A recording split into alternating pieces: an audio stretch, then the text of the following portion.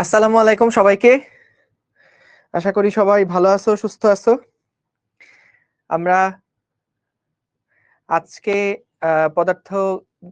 পদার্থের গাঠনিক ধর্মের যেই স্থিতিস্থাপকতা পার্টের অধ্যায়টা আমরা করছিলাম, যে টপিকটা আমরা করছিলাম, সেইটার আজকে হলো লাস্ট ক্লাস।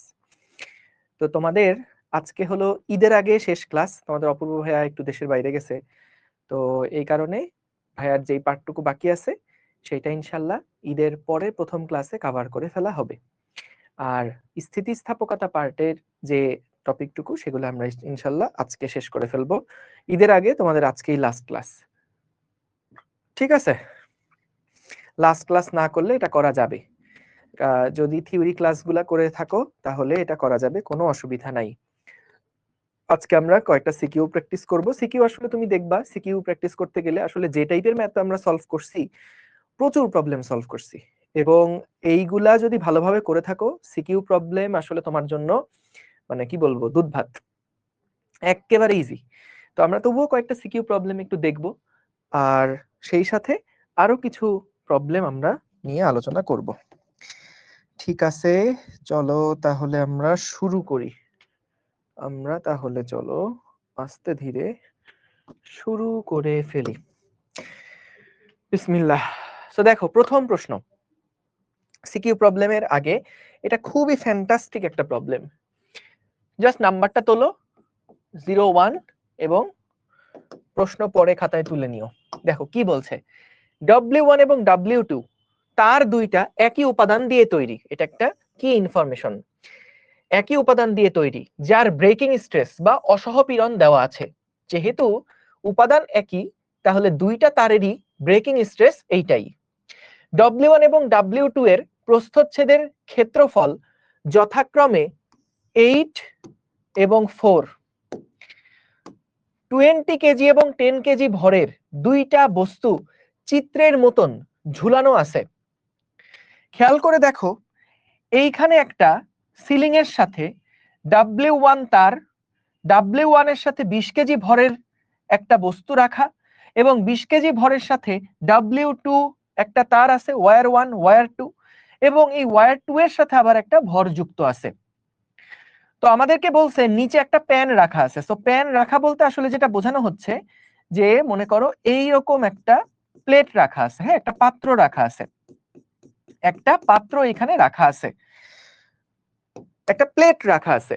এই প্লেটের উপরে আমি চাইলে ভর অ্যাড করতে পারবো, ঠিক আছে? এখন বলছে যে এই প্যানের উপরে সর্বোচ্চ আর কত ভর ঝুলানো যাবে যাতে তার দুইটা ছিঁড়ে না যায়। তো খেয়াল করো, আমাদের দুইটা তারের ব্রেকিং স্ট্রেস একই রকম, কারণ তার দুইটার উপাদান একই রকম। কিন্তু যেহেতু একটা মোটা তার আর একটা চিকন তার, তাহলে খুব স্বাভাবিকভাবেই মোটা তারটা কিন্তু বেশি ভার বহন করতে পারবে, অন্যদিকে চিকন তার যেটা, সেটা কিন্তু কম ভার বহন করতে পারবে। তাহলে খেয়াল করো, আমরা আগে দেখতে চাই যে প্রত্যেকটা তার ম্যাক্সিমাম কতখানি পর্যন্ত লোড এটা ক্যারি করতে পারে। তাহলে দেখি, প্রথম তারের ক্ষেত্রে আগে আসো। W1 তারের জন্য সর্বোচ্চ যেই লোড W তারটা নিতে পারবে, W1 তারটা নিতে পারবে, সেটা হচ্ছে ব্রেকিং স্ট্রেস ইনটু প্রথম তারের যেই ক্ষেত্রফল, সেটা ব্রেকিং স্ট্রেস দেওয়া আছে 1.25 ইনটু 10 টু দি পাওয়ার 9, এবং প্রথম তারের ক্ষেত্রফল দেওয়া আছে 8 ইনটু 10 টু দি পাওয়ার -7। তাহলে দেখো,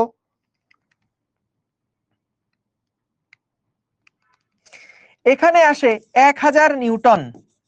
অর্থাৎ প্রথম যেই তারটা, সেই তারটা সর্বোচ্চ 1000 নিউটন পর্যন্ত ওজন ক্যারি করতে পারবে, ভার বহন করতে পারবে। এবার আসো দ্বিতীয় তারের কথা চিন্তা করি। দ্বিতীয় তারের ক্ষেত্রে বলতো এফ ম্যাক্স সমান সমান পি ব্রেকিং ইনটু A2। তাহলে এটার ভ্যালুও তো সেম, কারণ উপাদান একই রকম, একই উপাদানের দুইটা তার, এবং পরেরটার এরিয়া কত, 4 ইনটু 10 টু দি পাওয়ার -7। যেহেতু এটা অর্ধেক, তাহলে এটা কিন্তু হিসাব করেও দেখো 500 নিউটন পর্যন্ত সর্বোচ্চ ক্যারি করতে পারবে। এখন আমরা একটু দেখি অলরেডি তারা কতটুকু নিউটন ক্যারি করে আছে। দেখো W1 যেই তারটা আছে সেই তারটা অলরেডি কিন্তু দেখো 20 কেজি প্লাস 10 কেজি ইন্টু 10 অর্থাৎ 300 নিউটন সেটা কিন্তু ধারণ করে আছে, 300 নিউটন ভার বহন করছে, ভার বহন করছে। তাহলে বলো তো প্রথম তারটা আরো কত নিউটন ভার বহন করতে পারবে? কমেন্টে জানাও প্রথম তারটা আরো কত নিউটন ভার বহন করতে পারবে। সো আমাদের প্রথম তারটা কিন্তু সর্বোচ্চ 1000 নিউটন পর্যন্ত ভার বহন করতে পারত, অলরেডি সেটা 300 নিউটন ভার বহন করে আছে। তাহলে এটা আর কত নিউটন ভার বহন করতে পারবে? আর 1000 মাইনাস 300 সমান সমান 700 নিউটন ভার বহন করতে পারবে।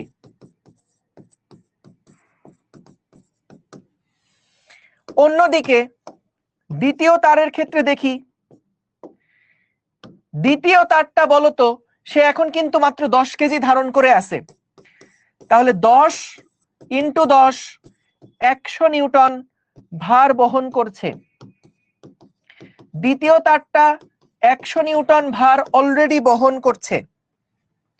তাহলে বলতো দ্বিতীয় তারটা আর কত নিউটন ভার বহন করতে পারবে? দ্বিতীয় তারটা আর কত নিউটন ভার বহন করতে পারবে বলতো? Very good, 400। অর্থাৎ আগে সে ম্যাক্সিমাম 500 পর্যন্ত ভার বহন করতে পারত, অলরেডি সে 100 ভার বহন করে আছে, তাহলে আর 400 নিউটন ভার বহন করতে পারবে। এবার বলতো দেখি এই উপরের তারটা আরো 700 নিউটন লোড ক্যারি করতে পারবে। ভাইয়া 700 নিউটন মানে একটু মনে মনে চিন্তা করো তো কত কেজি? আরো 70 কেজি লোড এ নিতে পারবে।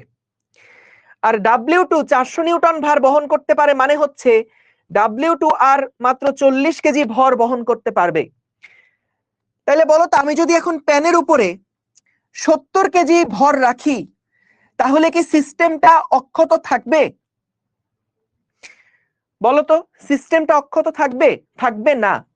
কারণ যখন তুমি এখানে 700 দিবা, সরি 70 কেজি দিবা, দ্বিতীয় তার তো আর মাত্র 40 কেজি পর্যন্ত লোড নিতে পারবে, তাহলে 41 হইলেই কিন্তু, আর যদি 41 এখানে বসাও তাহলে কিন্তু 41 আর 10 51 কেজি কিন্তু দ্বিতীয় তার বহন করতে পারবে না, ও 50 পর্যন্ত বহন করতে পারবে। তাহলে 40 এর একটু বেশি হলেই কিন্তু এটা ছিঁড়ে যাবে, তাই 70 আসার প্রশ্নই আসে না। তাহলে পুরা সিস্টেমকে অক্ষত রাখতে হলে, পুরা সিস্টেমকে অক্ষত রাখতে হলে এই 40 কেজি পর্যন্ত কিন্তু আর ভর দেওয়া যাবে। সো সিস্টেমকে অক্ষত রাখতে হলে, সুতরাং সিস্টেমটিকে অক্ষত রাখতে আর 40 কেজি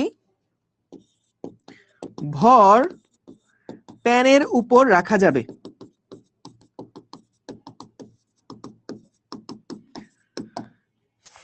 আশা করি বুঝতে পারছো, এটা অসহপীড়নের খুবই ফ্যান্টাস্টিক একটা প্রবলেম।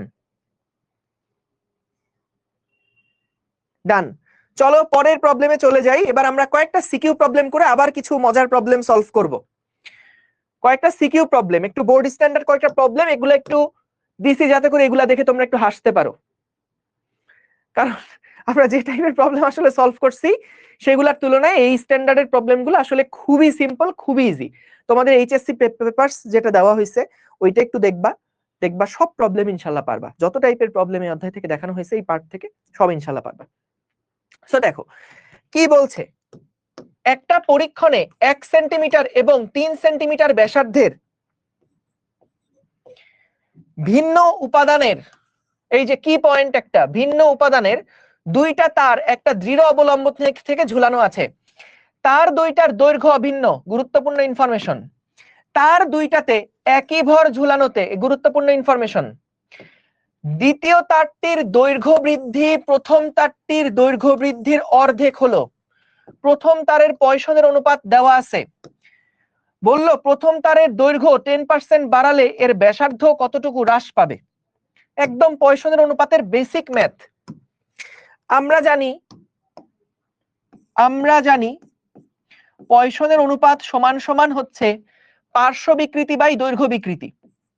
তাহলে ব্যাসার্ধ কতটুকু হ্রাস পাবে এটা যেহেতু জিজ্ঞেস করছে, delta R by R delta L by L. তাহলে দেখো ডেল্টা আর বাই আর সমান সমান sigma into delta L by capital L. তাহলে সিগমার ভ্যালু হচ্ছে 0.3 into delta L by capital L. বলছে কি 10% দৈর্ঘ্য বাড়ালে, তাহলে কিন্তু এইটা বিকৃতি দেওয়া আছে, তার মানে এটা হলো 10% বা 10/100। 10/100। তাহলে আমরা যদি ডেল্টা আর বের করতে চাই তাহলে জাস্ট আর দিয়ে গুণ দিয়ে দিব, এবং প্রথম তারের যে ব্যাসার্ধ সেটা ছিল 1 সেন্টিমিটার, তাহলে 1/100। তাহলে এখান থেকে আমরা ব্যাসার্ধের পরিবর্তন কত সেটা, ব্যাসার্ধ হ্রাস কত সেটা পেয়ে যাচ্ছি। সুতরাং ব্যাসার্ধ হ্রাস ডেল্টা আর সমান সমান কত হয় দেখে ফেলো। 0.3 ইন্টু 10, 3 ইন্টু 10⁻⁻⁴ মিটার। ডান। এই ভিডিও কোয়ালিটি চেক করবেন। High high high high high,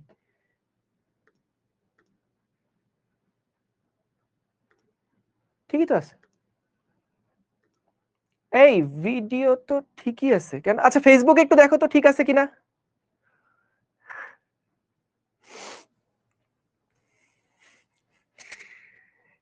দেখো তো ফেসবুকেও একটু দেখো তো ঠিক আছে কিনা। ব্লারই কই, আমার এখানে তো ঠিকই লাগতেছে একদম। দাঁড়াও তো আমি নিজে একটু ফেসবুকে ঢুকি।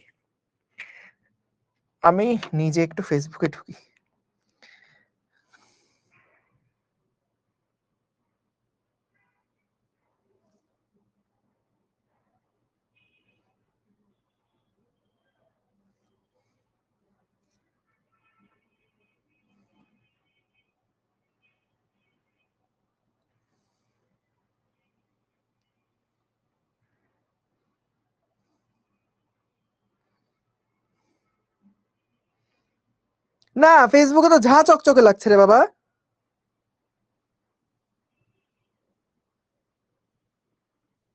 সবই তো ঠিক আছে, কি ব্যাপার? ভিডিও ওকে আছে, তাইলে হয়তো ওয়েব অ্যাপে একটু প্রবলেম হইতে পারে। তোমরা আজকে ফেসবুকে চলে আসো তাহলে, ঠিক আছে? একটু ফেসবুকে চলে আসো।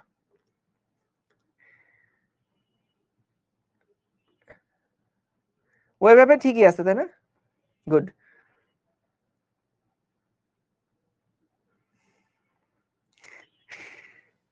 ঠিক আছে, ওকে ওকে ঠিক আছে, চলো। সো আমরা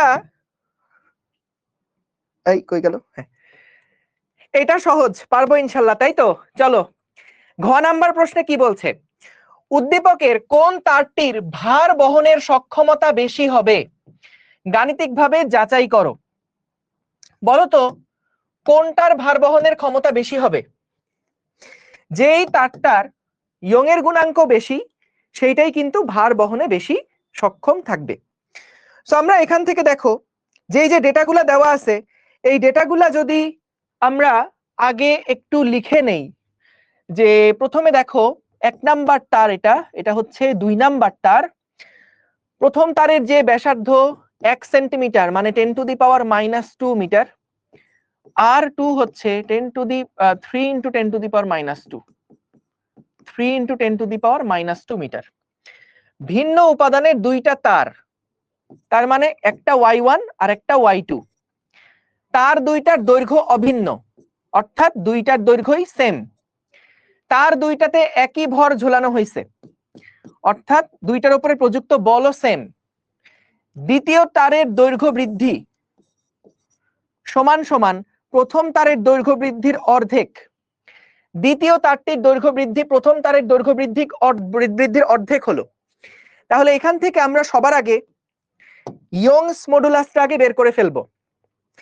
খেয়াল করো y1 / y2 সমান সমান F1 L1 A1 small l1, ঠিক আছে। F2 A2 L2, আচ্ছা আমি তো কখনো এভাবে লিখি না, ধুরো। যাই হোক, আমরা এখান থেকে F1 বাই F2 সমান সমান, sorry, F1 by F2 into L1 by L2 into A2 by A1 into small l2 by small l1। তো এখান থেকে দেখো, যেহেতু একই ভর ঝোলানো হয়েছিল, F1 F2 কাটা এবং L কাটা, এবং দেখো L2 বাই L1 এটার মানে হচ্ছে হাফ, এটার মানে আসবে half, R A2 by A1 এটা পাই পাই কাটাকাটি হয়ে যাবে, আর স্কয়ারে থাকবে হচ্ছে R2 স্কয়ার, অর্থাৎ এখানে থাকবে 3 স্কয়ার, এখানে থাকবে জাস্ট 1 স্কয়ার। কেন এটা লিখলাম আশা করি বুঝছো। এইখানে একটা শর্টকাট মারছি, এটা কি বুঝছো? আশা করি বুঝছো। দেখো A2 পাই আর স্কয়ার, পাই আর স্কয়ার, পাই পাই কাটা, তো R2 square by R1 square. তো এখানে তো এই দুইটা 10 to the power minus 2 10 to the power minus 2 কাটাকাটি হয়ে যাবে, তো 3 স্কয়ার বাই 1। তাহলে ভাইয়া এখান থেকে যেটা থাকবে 9/2, তাহলে y1 বাই y2 এটার ভ্যালু আসছে 9/2, তার মানে ক্লিয়ারলি বোঝা যাচ্ছে y1 বড় y2 ছোট, y1 বড় y2 ছোট।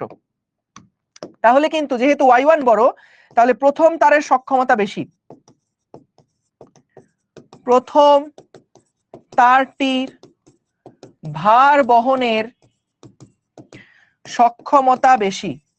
ব্যাস, এখন এটাকে একটু রিলেট করতে পারি এভাবে, দেখো ইস্পাত এবং রাবার দুইটার মধ্যে কোনটার ভার বহনের ক্ষমতা বেশি? ইস্পাতের বেশি, কারণ ইস্পাতের ইয়ং এর গুণাঙ্ক বেশি।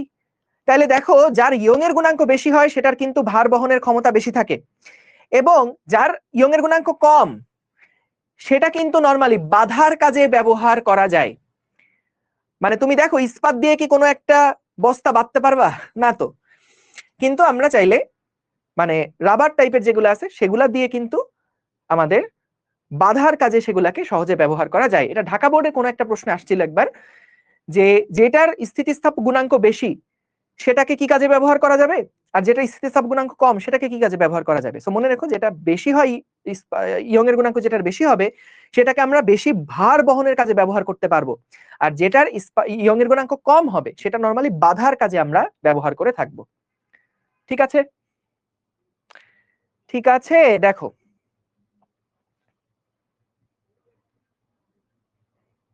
ডান ডান ডান ডান ডান ডান ডান, গুড। চলো পরের সিকিউটা একটু দেখে ফেলি, সহজ। দেখো অনেকগুলা বোর্ডে আসছিল, এগুলা কিন্তু যতই বলি সহজ সহজ, অবশ্যই পরীক্ষার আগে কিন্তু এগুলা প্র্যাকটিস কইরো। মানে একবার ইয়া করার জন্য, মানে কি বলবো, পরীক্ষার হলে দ্রুত করার জন্য হলেও কিন্তু বোর্ডের প্রবলেম মাস্ট করবা, মাস্ট। এই অনেক কঠিন কঠিন প্রবলেম করছি বলে বোর্ডের প্রবলেম গুলা স্কিপ করবো, এটা খবরদার করো না। তোমাদের অ্যাটলিস্ট যে কোনো একটা বই, ইসাক স্যারের বই হোক, তপন স্যারের বই হোক, যেই বই থাকুক না কেন, সেই বইয়ের লাস্টে যেই সিকিউ এমসিকিউ গুলা থাকবে, জাস্ট উদাহরণ গুলার যে সিকিউ প্রবলেম গুলা থাকবে, যেই ম্যাথ গুলা থাকবে, সলভ করা যে ম্যাথ গুলা, সেগুলা কিন্তু কোনোভাবে মিস করো না। ওইগুলা যদি ভালো মতন পারো তাহলে কিন্তু ওই অধ্যায়ের একটা বেসিক প্রিপারেশন তোমার ডান। বারবার বলতেছি এটা, বুঝছো? ওকে, হ্যাঁ, সহজ ম্যাথ ভুল করে আসছো এক্সামে, এটা আসলে সবারই হয়। কিন্তু একটা হয় যে ধরো পরীক্ষার হলে অনেক প্রেসার থাকে, প্রেসারে আমি একটা সিলি মিস্টেক করছি, ক্যালকুলেশন এরর একটা, যে কোনো ক্যালকুলেশন এরর হয়েছে, সেটা একটা কথা। কিন্তু এরকম যদি হয় যে ভাই এটা জানি কেমনে সলভ করে মাথাতেই আসতেছে না, কোনো ক্লুই পাচ্ছি না, তার মানে এটা প্র্যাকটিসের অভাব, সিম্পলি এটা প্র্যাকটিসের অভাব, বুঝছো? ওকে, তো চলো দেখি আমরা পরের problem, 3 number CQ. 2 number CQ, 3 number প্রশ্ন কি বলছে দেখো, এ এবং বি দুইটা তারের দৈর্ঘ্য সমান, এ তারের ব্যাস দেওয়া আছে 3 মিলিমিটার এবং ইয়ং এর গুণাঙ্ক দেওয়া আছে এত, বি তারের ব্যাস দেওয়া আছে এত, তার দুইটাতে পৃথক পৃথক সময়ে প্রতিটিতে 400 কেজি করে ভর ঝুলালে প্রথম তারটির দৈর্ঘ্য বৃদ্ধি দ্বিতীয়টার 3 গুণ হয়। আচ্ছা, তার দুইটার উপাদান কি সেম কিনা এগুলো কিছু বলে নাই। যাই হোক, দেখি আমরা দৃশ্যকল্প 1-এ প্রথম তারের দৈর্ঘ্য 30% বৃদ্ধি করলে একক আয়তনে সঞ্চিত বিভব শক্তি কত নির্ণয় করো। প্রথম তারের দৈর্ঘ্য বৃদ্ধির সাথে আগে দেখি একক আয়তনে সঞ্চিত বিভব শক্তির সমীকরণ কি ছিল। একক আয়তনে সঞ্চিত শক্তি, এটা সমান সমান ছিল হাফ ইন্টু পীড়ন ইন্টু বিকৃতি, হাফ ইন্টু পীড়ন ইন্টু বিকৃতি। তো খেয়াল করো, এটা তো ছিল আমাদের একক আয়তনে সঞ্চিত শক্তি। এখন পীড়ন মানে হচ্ছে F/A into small L by capital L. মজার ব্যাপার, আমাদের কিন্তু এখানে দেওয়া আছে দৃশ্যকল্প 1-এ প্রথম তারের দৈর্ঘ্য 30% বৃদ্ধি করলে এর একক আয়তনে সঞ্চিত বিভব শক্তি নির্ণয় করো। এখন একটা ছোট্ট মিস্টেক হয়ে থাকে এই প্রবলেমটা সলভ করার ক্ষেত্রে, একটু মনোযোগ দাও। এখানে কিন্তু বলেই দিছে প্রথম তারের দৈর্ঘ্য 30% বৃদ্ধি করলে একক আয়তনে সঞ্চিত বিভব শক্তি কত নির্ণয় করো। বলতো, যখন 30% দৈর্ঘ্য বৃদ্ধি, তোমার কাছে মনে হবে অঙ্কটা সলভ করার সময় ঠিক আছে তাহলে বিকৃতি দেওয়া আছে, এটা তুইলো না। এখন বিকৃতি দেওয়া আছে 30% লিখলাম, এটা এফ কত প্রশ্নে পড়ে মনে হবে আচ্ছা এফ তো দেওয়া আছে 400 কেজি ভর, তাহলে এখানে আমি এফ এর জায়গায় 400 কেজি বসাই দিলাম। 400 ইন্টু 9.8 ডিভাইডেড বাই এ এর মান তো দেওয়া আছে ব্যাস, তার মানে 1.5 মিলিমিটার, পাই আর স্কয়ার করে আমরা এখান থেকে হিসাব করে ফেললাম। কিন্তু এই কথা কি কোথাও বলা আছে যে তারটাতে 400 কেজি ভর ঝুলানোর ফলে বিকৃতি 30% বৃদ্ধি পাইছে? একটু লক্ষ্য করো, ছোট্ট একটা ইনফরমেশন গ্যাপ আছে। কিন্তু এখানে কোথাও বলে নাই 400 কেজি ভর ঝোলানোর ফলে বিকৃতি হয়েছে 30%, এভাবে করে কি বলছে? বলে নাই। তো এই কারণে আমরা কিন্তু যদি 30% বিকৃতিটা কোন বলের জন্য হবে সেই বলটা আগে আমাদেরকে বের করাটা জরুরি।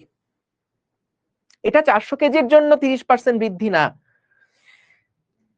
তাহলে আমরা যেটা করব, দেখো, যেহেতু প্রশ্নের মধ্যে এফটা আমাদের দেওয়া নাই, এ দেওয়া আছে, small L by capital L দেওয়া আছে, তাহলে যেহেতু আমাদের এফ দেওয়া নাই তাহলে আমরা y into A into small L by capital L into A into small L by capital L এভাবে করে রাখলাম।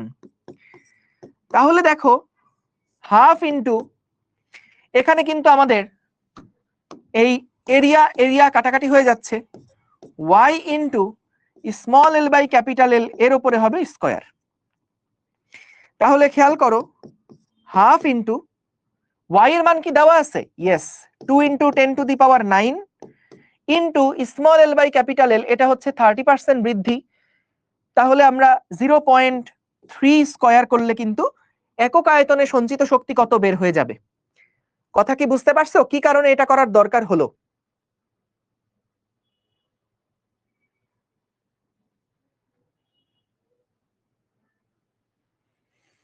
ক্লিয়ার? গুড। সো আমরা যেহেতু এখানে আমাদেরকে এটা বলে নাই যে 400 কেজি ভর ঝুলানোর ফলে তারের দৈর্ঘ্য 30% বৃদ্ধি পাইছে, এটা কি বলে দিছে? না। সো তাইলে আমি কেন এখানে 400 বসায় 400 ইন্টু 9.8 বসাই small L by capital L 30 বসাবো? এটা তো বলে নাই। আমাকে যেই বিকৃতি সেইটার জন্য পীড়ন কত সেটা বসাতে হবে। যত বিকৃতি এখানে বসাবো তত বিকৃতির জন্য পীড়ন কত ওই মুহূর্তে সেটা আমাকে বসাতে হবে। কিন্তু 400 কেজি ভর ঝুলালে কি বিকৃতি 30% হয় এটা বলছে কোথাও? না। তো এই কারণে আমরা কি করলাম, এই পীড়নটাকে বিকৃতির ফর্মে নিয়ে গেলাম। বা এই যে আমাদের এফ বাই এ, এটা সমান কি লেখা যায়? y into small L by capital L, এটাও লিখতে পারতাম, সমস্যা ছিল না। এফ বাই এ মানে কত? y into small L by capital L. তো পীড়ন সমান সমান এটাকে বিকৃতির ফরম্যাটে আমরা নিয়ে গেলাম, আর y এর মান তো দেওয়া আছে, এটা তো ফিক্সড, সকল ক্ষেত্রেই ফিক্সড। তাহলে এটার জন্য আমরা হিসাব করে বের করে ফেলবো কত আসে। So 0.5 into 2 into 10 to the power 9 into 0.3 square, এটা আসছে বিশাল একটা ভ্যালু। আচ্ছা 2 2 কাটাকাটি হয়ে গেল, তাহলে এখান থেকে আসছে 1 2 3 4 5 6 7 8, তাহলে 9 ইন্টু 10 টু দি পাওয়ার 8, 1 2 3 4 5 6 7, ও না 1 2 3 4 5 6 7, হ্যাঁ 10 টু দি পাওয়ার 7। তাহলে একক আয়তনে সঞ্চিত শক্তি হচ্ছে এত জুল। ঠিক আছে, জুল পার মিটার কিউব। ডান। ঠিক আছে, আশা করি বুঝছো। ক্লিয়ার? পরের প্রবলেমে যাচ্ছি, ঘ নাম্বার। দৃশ্যকল্প 2 এ উদ্দীপকে উল্লেখিত বলের পরিবর্তনের পরিমাণ গাণিতিকভাবে বিশ্লেষণ করো। দেখো আমরা একটু 2 নাম্বার দৃশ্যকল্পটা পড়ি। একটা স্টিল তারের উপরে 10 নিউটন বল প্রয়োগে তারের দৈর্ঘ্য বৃদ্ধি হয় 0.1 মিলিমিটার। বলের পরিবর্তন করার ফলে একই দৈর্ঘ্যের এবং দ্বিগুণ ব্যাসার্ধের অন্য একটা তারে সমপরিমাণ দৈর্ঘ্য বৃদ্ধি ঘটে। তাহলে বলছে বলের পরিবর্তন এর পরিমাণ কত সেটাই গাণিতিকভাবে ব্যাখ্যা করো। 2 এ উদ্দীপকে উল্লেখিত বলের পরিবর্তনের পরিমাণ গাণিতিকভাবে বিশ্লেষণ করো। দেখো, তার মানে আমাদের প্রথমে যে ইনফরমেশন দেওয়া আছে সেটাকে আমি আগে একটু যদি লিখি। দেখো, এই একটা স্টিলের তার, এর উপরে আমরা 10 নিউটনের একটা বল প্রয়োগ করছি। এর ফলে তারের দৈর্ঘ্য বৃদ্ধি হয়েছে 0.1 into 10 to the power -3 metre. বলের পরিবর্তন করার ফলে একই দৈর্ঘ্যের, তার মানে আমাদের একটা এফ দেওয়া আছে 10 নিউটন, এটা প্রয়োগ করার ফলে দৈর্ঘ্য বৃদ্ধি হলো 0.1 ইন্টু 10 টু দি পাওয়ার -3। বলের পরিবর্তন করার ফলে একই দৈর্ঘ্যের এবং দ্বিগুণ ব্যাসার্ধের অন্য একটা তারে সমপরিমাণ দৈর্ঘ্য বৃদ্ধি ঘটে। সো আমরা এখানে ধরে নিচ্ছি যেহেতু উপাদান সেম, এই কথাটা মানে উপাদান যে আলাদা এটা কোথাও বলে নাই, তার মানে আমরা ধরে নিচ্ছি দুইটা তারের উপাদান একই রকম। অর্থাৎ স্টিলের তার নিয়ে শুরু করছিল, পরের যেই তারটা সেটাও আসলে স্টিলের, এটা আমরা বাই ডিফল্ট ধরে নিচ্ছি। কারণ যদি অন্য উপাদানের তার হতো তাহলে ডেফিনেটলি এখানে বলা থাকতো। সো বলের পরিবর্তন করার ফলে একই দৈর্ঘ্যের এবং দ্বিগুণ ব্যাসার্ধের অন্য একটা তার যেহেতু বলছে, যদি এখানে ভিন্ন উপাদান হইতো তাহলে ভিন্ন উপাদানটা মেনশন করে দিত। জাস্ট বলছে যে যেহেতু ব্যাসার্ধটা আলাদা, স্টিলের তার নিয়ে যেহেতু কাজ হচ্ছিল, তাহলে উপাদানটা সেম। তাহলে দেখো, অন্য একটা তারে সমপরিমাণ দৈর্ঘ্য বৃদ্ধি ঘটে, অর্থাৎ স্মল এল নাকি সেম হয় কিসের জন্য? আমরা একটু যদি দেখি যে এই এল সমান সমান, স্মল এল সমান সমান কি লেখা যায়? F into capital L divided by A into Y. তাহলে খেয়াল করো, প্রথম তারের দৈর্ঘ্য বৃদ্ধি আর দ্বিতীয় তারের দৈর্ঘ্য বৃদ্ধি নাকি সমান সমান ছিল। f1 by f2 into l1 by l2 into a2 by a1 into y2 by y1। একই উপাদান বলে y1 y2 কাটাকাটি হয়ে গেল, একই উপাদান বলে এটা কাটাকাটি হয়ে গেল, একই দৈর্ঘ্য বলে কাটাকাটি হয়ে গেল, এবং আমাদের এটাও তো আসলে 1, কারণ সমপরিমাণ দৈর্ঘ্য বৃদ্ধি যেহেতু ঘটেছে তাহলে এটাও হচ্ছে 1। f1 বাই f2, প্রথমটা ছিল 10, পরেরটা হচ্ছে f2 into a2 by a1। তো খেয়াল করো, ব্যাসার্ধ হচ্ছে, পরেরটার ব্যাসার্ধ হলো দ্বিগুণ, তার মানে 2r স্কয়ার, আর এখানে হচ্ছে r স্কয়ার। তাহলে এখানে কত আসবে? আমরা দেখতে পাচ্ছি f2 সমান সমান আসছে r স্কয়ার স্কয়ার কাটাকাটি হয়ে গেলে 40 নিউটন। তার মানে দ্বিতীয় যেই তারটা আছে সেই তারের উপরে 40 নিউটন বল প্রয়োগ করলে তারের দৈর্ঘ্য বৃদ্ধি প্রথম তারের দৈর্ঘ্য বৃদ্ধির সমান হয়। তাহলে বলের পরিবর্তনের পরিমাণ কত? সুতরাং বলের পরিবর্তন সমান সমান হচ্ছে 40 মাইনাস 10 সমান সমান 30 নিউটন। ডান? ঠিক আছে, দেখো ডান। পরের প্রবলেমে যাচ্ছি। এটা খুবই সুন্দর একটা প্রবলেম, চিটাগাং বোর্ড 2023 সালে আসা।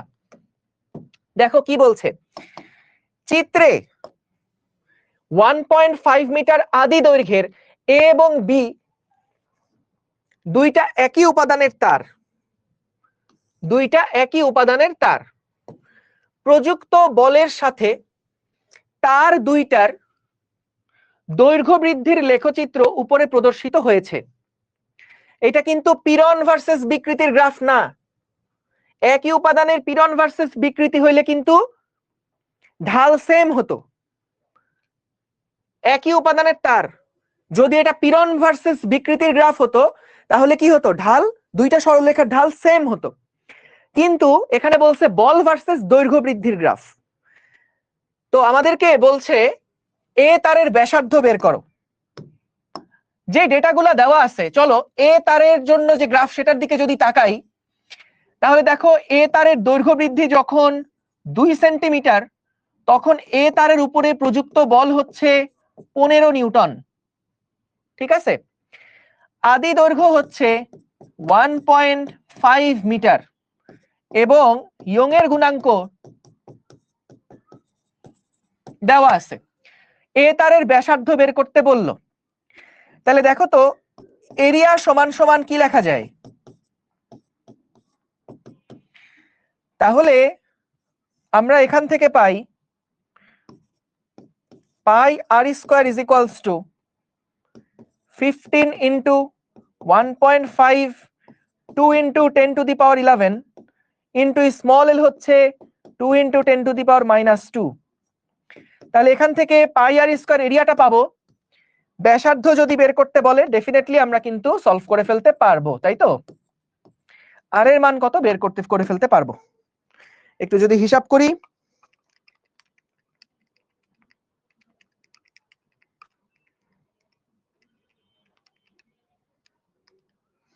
4.23 into 10 to the power -5, 4.23 into 10 to the power -5 metre, 4.23 into 10 to the power -5 metre. Done. চলো পরের প্রবলেমে যাই। ঘ নাম্বার, আচ্ছা এটা 3 নাম্বার ছিল, 3 নাম্বার না 4 নাম্বার ছিল।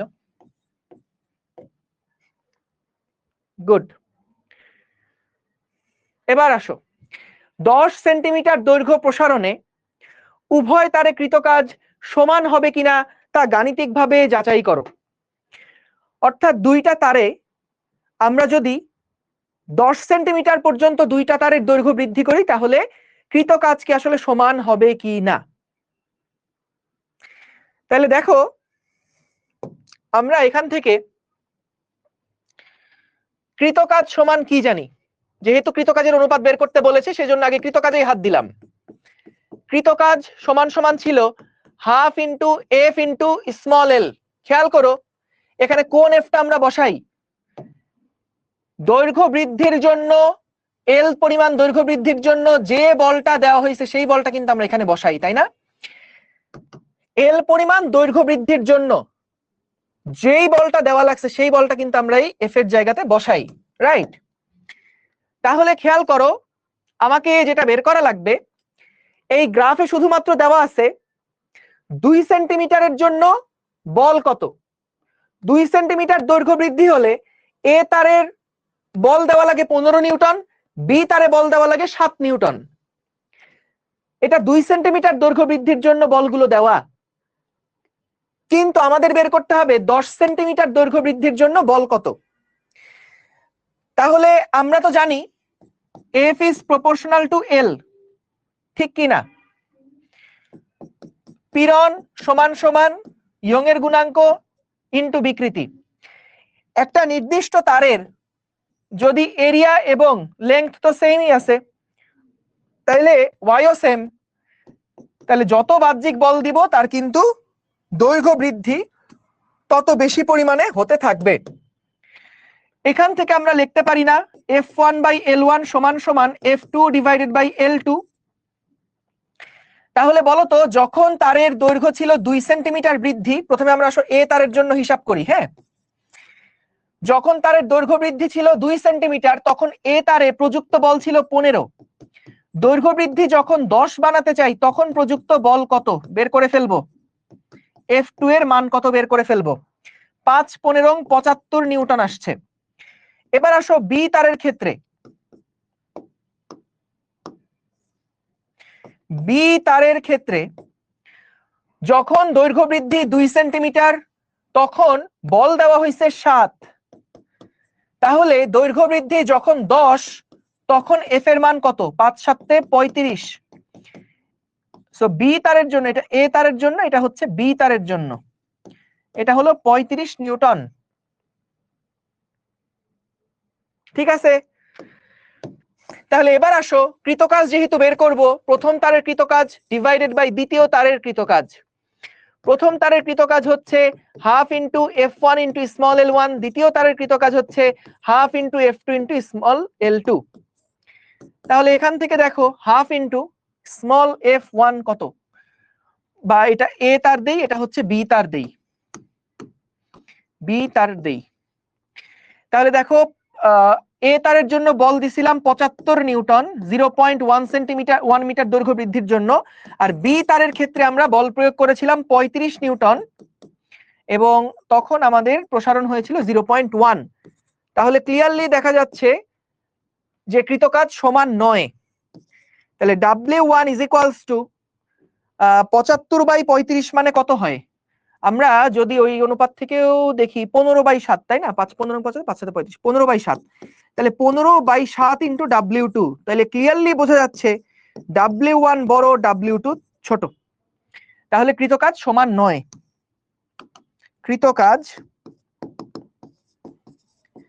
কৃতকাজ সমান 9। বুঝেছো সবাই?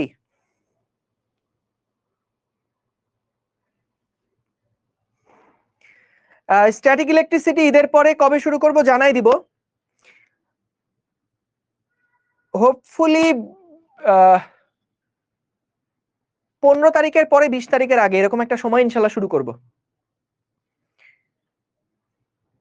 হ্যাঁ, চাইলে করতে পারো, সেকেন্ড পেপারে সেকেন্ড চ্যাপ্টার আগে, থার্ড চ্যাপ্টার আগে করতে পারো, কিন্তু আমরা আগে স্থির তড়িৎ থেকে শুরু করব। যাদের কলেজের জন্য প্রেশার আছে তোমরা চাইলে আর্কাইভ থেকে করে ফেলতে পারো। ওকে, ডান। তাহলে আমরা ইনশাল্লাহ সিকিউ প্রবলেম যেগুলো আছে সেগুলা সলভ করে ফেলতে পারবো। এবার আসো, খুবই দারুণ একটা প্রবলেম এটা, নিউটনীয় বলবিদ্যা এবং পদার্থের গাঠনিক ধর্মর দুইটা কনসেপ্টকে মার্চ করে একটা প্রশ্ন। এরকম টাইপের প্রশ্নগুলো কিন্তু অ্যাডমিশনের জন্য স্যারদের খুব পছন্দ। যেই টাইপের প্রশ্নগুলোর মধ্যে দেখা যায় 2টা 3টা চ্যাপ্টারের কনসেপ্টের মিল থাকে বা মার্জ করে ম্যাথ করতে হয়, সেই টাইপের প্রবলেমগুলো কিন্তু অ্যাডমিশনের জন্য একটু দেখে রাখবা, এবং এটা নিজের ধরো কনসেপ্ট লিংক করতে অনেক হেল্প হয়। একটা চ্যাপ্টারের সাথে আরেকটা চ্যাপ্টারের যে রিলেশন, ওই থিওরিটা এই থিওরিতে এসে লাগছে, এই জিনিসগুলা যত তুমি ডট কানেক্ট করতে পারবা তত দেখবা জিনিসগুলা মনেও থাকে এবং অ্যাপ্লিকেশনও আরো বেটার করতে পারবা। দেখো কি বলছে, 3 কেজি এবং 5 কেজি ভরের দুইটা ব্লক একটা ধাতব তারের সাথে একটা পুলির সাহায্যে ঝুলে আছে।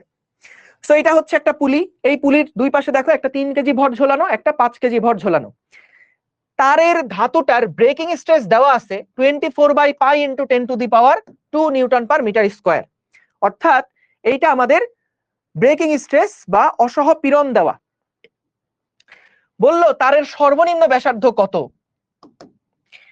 এখন প্রশ্নটা এটুকু পড়ার পরে মাথায় হাত যে ভাই এখানে আবার সর্বনিম্ন ব্যাসার্ধের ব্যাপার কোত্থেকে আসলো। কিন্তু দেখো তুমি যদি একদম প্রশ্ন পড়ে ভাই কোত্থেকে শুরু করবো এটা আমি বুঝতে পারছি না, তখন তুমি কি করবা, প্রশ্নটা আরেকবার পড়বা, পড়ার পরে ইনফরমেশন গুলা যা যা দেওয়া আছে সেইগুলা একটু সাইডে লেখো। ওই ইনফরমেশন যেগুলা গিভেন সেখান থেকেই দেখবা যে একটা ক্লু পেয়ে গেছো যে কোত্থেকে শুরু করবা। দেখো কি কি দেওয়া আছে, দুইটা ভর দেওয়া আছে। আমাদের একটা গুরুত্বপূর্ণ কি পয়েন্ট হচ্ছে এই যে দেখো ব্রেকিং স্ট্রেস দেওয়া, অর্থাৎ অসহ পীড়ন দেওয়া। তাহলে অসহ পীড়ন যেহেতু দেওয়া আছে, ব্রেকিং স্ট্রেস যেহেতু দেওয়া আছে, এইটার সূত্র কি ছিল? এটার সূত্র ছিল বল divided by area, maximum force divided by area. এখন বলতো এরিয়াকে ভাঙলে কি লেখা যায়, প্রস্থচ্ছেদের ক্ষেত্রফলকে ভাঙলে কি লেখা যায়? পাই আর স্কয়ার লেখা যায়। সো খেয়াল করো, আমাদের এই তারের উপরে কিন্তু একটা নির্দিষ্ট পরিমাণ টান বল কাজ করছে। এক পাশে যদি 3 কেজি ভর থাকে, এক পাশে যদি 5 কেজি ভর থাকে, তাহলে কিন্তু এই তারের যেই টান বল সেটা একটা নির্দিষ্ট টান বল কিন্তু আছে। এই টান বলের মানটা কত এটা আমরা নিউটনিয়ান মেকানিক্স থেকে কিন্তু জানি। কারো কি মনে আছে এই টান বলের মানটার সূত্র কি ছিল? আমরা ওই যে এটার জন্য একটা সমীকরণ বের করছিলাম, এটার জন্য একটা সমীকরণ বের করছিলাম, সেখান থেকে ত্বরণ বের হয়েছিল, ত্বরণের ভ্যালুটা বসানোর পরে কিন্তু একটা টান বলের ভ্যালুটা পাইছিলাম। ঠিক আছে, তো আমরা এখান থেকে দেখো টান বলের যে ফর্মুলা জানি, T সমান সমান 2m1 m2g divided by m1 plus m2। এই সূত্র কি মনে আছে কারোর? দেখো তো এই ফর্মুলা কি কারোর মনে আছে? আগে একটু জানাও এই ফর্মুলা কারো মনে আছে কিনা। যে দুই পাশে যখন এই যে পুলি সিস্টেম ছিল তখন কিন্তু আমরা এই তারের যে টান বল সেই টান বলের যে ফর্মুলাটা পাইছিলাম সেটা ছিল 2m1 m2g divided by m1 plus m2। এটা কোত্থেকে আসছে? এই যে আমরা 3 কেজি ভরের বস্তু, দেখো একটু মনে করাই নেই, এটা লেখা দরকার নেই কারণ এগুলা জানো তোমরা অলরেডি। যেমন ত্বরণটা কোন দিকে হবে? নিচের দিকে হবে, কারণ এটার ভর বেশি, এটার ভর কম। তাহলে এদিকে একটা mg কাজ করছে, এদিকে একটা টান বল কাজ করছে। একটা সমীকরণ লিখবা ma দিয়ে, যে mg মাইনাস টি সমান সমান ma, আর ওর জন্য কি হবে? ওর জন্য একটা 3 ইন্টু জি আর উপরে টি, ওর তো টি বড় কারণ উপরের দিকে ত্বরণ হচ্ছে, তাহলে টি মাইনাস mg সমান সমান 3 ইন্টু a। এখান থেকে আমরা দুইটা সমীকরণকে যদি যোগ করি তাহলে টি টি কাটাকাটি হয়ে একটা ত্বরণের সমীকরণ পাই। ত্বরণের সমীকরণ যে কোনো একটা সমীকরণে বসালে আমরা কিন্তু টি এর সমীকরণ পাই।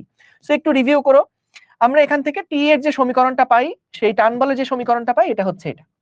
এখন বলো তো এইখানে কি ভরগুলা যেহেতু ফিক্সড, টান বলটার কি কোনো পরিবর্তন ঘটা সম্ভব? যেহেতু এখানে ভর দুইটা ফিক্সড, টান বলটা দেখো ভরের উপরে ডিপেন্ড করছে, তাহলে এই টান বলের মানটাও কিন্তু ফিক্সড, এবং এই টান বলটাই কোথায় বসবে? এই এফ এর জায়গায় সেই টান বলটাই কিন্তু বসবে। তাহলে খেয়াল করো পি ব্রেকিং সমান সমান ওই টান বল divided by pi r square. এইবার আমাদেরকে বলছে যদি এইরকম সিস্টেমটা স্টেবল থাকে তাহলে এই তারের এই যে তারটা সেই তারের সর্বনিম্ন ব্যাসার্ধ কত? তুমি খেয়াল করো যদি টান অনেক বেশি হইতো তাহলে কি হতো? ছিঁড়ে যেত না, এটা এই লোড হয়তো ক্যারি করতে পারতো না। মনে করো খুব পাতলা চিকন একটা সুতা দিয়ে ঝুলাই রাখছো, ঝুলানোর পরে কি হবে? ঠাস করে সুতাটা ছিঁড়ে যাবে। তো আমাদেরকে বলছে যে না, সুতা ছিঁড়তে পারবে না। বলতো মোটা তার যদি হয় তাহলে কি সহজে ছিঁড়বে? ছিঁড়বে না। কিন্তু যত চিকন তার বানাবো, অর্থাৎ তারের ব্যাসার্ধ যত কমাবো, কমাতে কমাতে কমাতে কমাতে কমাতে কমাতে একটা সময় কি হবে? দেখা যাবে দড়িটা ঠাস করে ছিঁড়ে গেছে। কারণ যদি আমি ব্যাসার্ধটা কমাতে থাকি তাহলে কিন্তু তার যে সর্বোচ্চ লোড ক্যারি করার ক্ষমতা সেটা কিন্তু কমতে থাকে। তাহলে দেখা যাবে যদি আমি ব্যাসার্ধ কমাতে থাকি তখন কিন্তু একটা সময় ঠাস করে ছিঁড়ে যাবে, কিন্তু আমরা এটা চাই না। সো এটাই আমাদেরকে বের করতে হবে যে সর্বনিম্ন ব্যাসার্ধটা কত হতে পারে। তুমি যদি এবার সমীকরণ দিয়ে ব্যাপারটা বোঝার চেষ্টা করো, এই স্ট্রেসটা কিন্তু তার ম্যাক্সিমাম এতখানি, তার মানে তারটা কিন্তু ম্যাক্সিমাম এতখানি স্ট্রেস সহ্য করতে পারবে। আমাদের টিটা তো এখানে ফিক্সড, তাহলে আর এর মানটা মিনিমাম কত হইলে এটা সাম্যাবস্থায় থাকবে সেটাই আমাদেরকে জিজ্ঞেস করছে। বুঝতে পারছো? সো এটা তো ম্যাক্সিমাম স্ট্রেস, তাহলে এটা ম্যাক্সিমাম কখন হবে? যখন এটা মিনিমাম হবে। ঠিক আছে, সো তাহলে আমরা এখান থেকে আর এর ভ্যালু যেটা সেটা বের করতে পারবো, যে সর্বনিম্ন আর মিনিমামটা কত। সো টি যেহেতু ফিক্সড, এটা আর মিনিমাম কত হতে পারে, মিনিমাম আর কত হতে পারবে সেটা আমরা বের করব। তাহলে অসহ পীড়ন দেওয়া আছে হচ্ছে 24 divided by pi into 10 square is equals to টানের মান হচ্ছে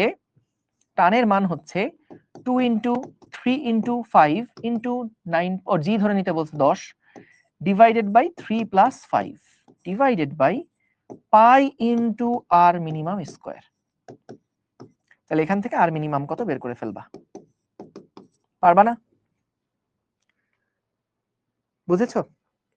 আশা করি পারবা, জাস্ট সহজ হিসাব। সবকিছুই দেখো পাই পাইও কাটাকাটি হয়ে যাচ্ছে, সো আলটিমেটলি আর মিনিমামের ভ্যালু কত এটা বের করলেই হয়ে যাবে। সো আমরা যদি এই মিনিমামের ভ্যালু থেকে কম পরিমাণ আরো ছোট একটা ব্যাসার্ধের টান নেই তখন বলো তো কি হবে? আরো এর থেকেও যদি আরো ছোট ব্যাসার্ধের কোন একটা তার নেই, তাহলে পীড়নটা কি বেড়ে যাবে না? অসহ পীড়নের থেকে যদি পীড়ন বেশি হয়ে যায়, তাহলে কি তার আর অক্ষত থাকবে? থাকবে না। কিন্তু বলতো, যদি আমরা আর মিনিমাম যেটা পাইছি তার থেকে যদি বেশি ব্যাসার্ধের তার নেই, মোটা তার নেই, তাহলে বলতো পীড়নটা কি কমে যাবে না?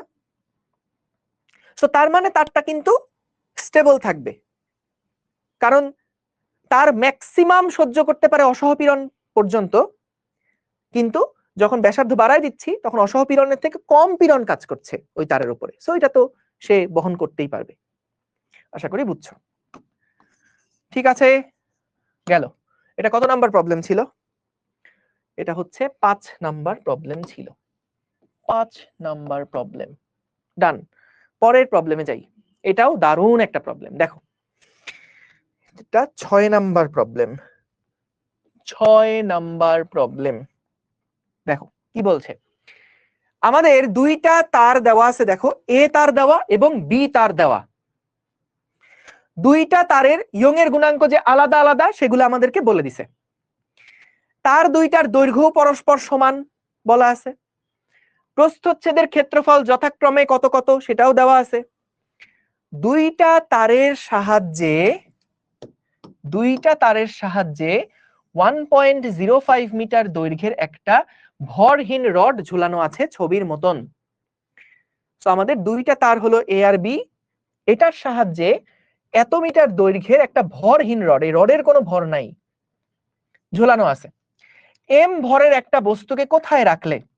এরকম প্রশ্নটা এনডিসির কোন একটা কুইজে আসছিল।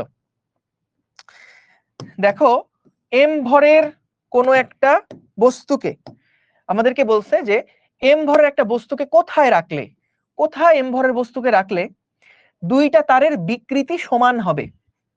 ভাইয়া বলতো খুব স্বাভাবিকভাবে দুইটা তারের বিকৃতি সমান, বলতো যদি আমরা ভরটাকে মাঝখানে রাখি তাহলে কি দুইটা তারের উপরে কি একই পরিমাণ ইফেক্ট পড়বে না?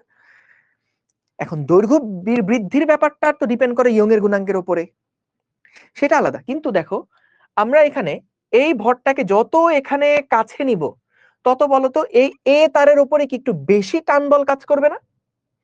এবং যত আমরা এটাকে বি এর কাছে নিব তত কি বি তারে প্রযুক্ত বলটা বেশি হবে না? এইটা কি তোমরা বুঝতে পারছো?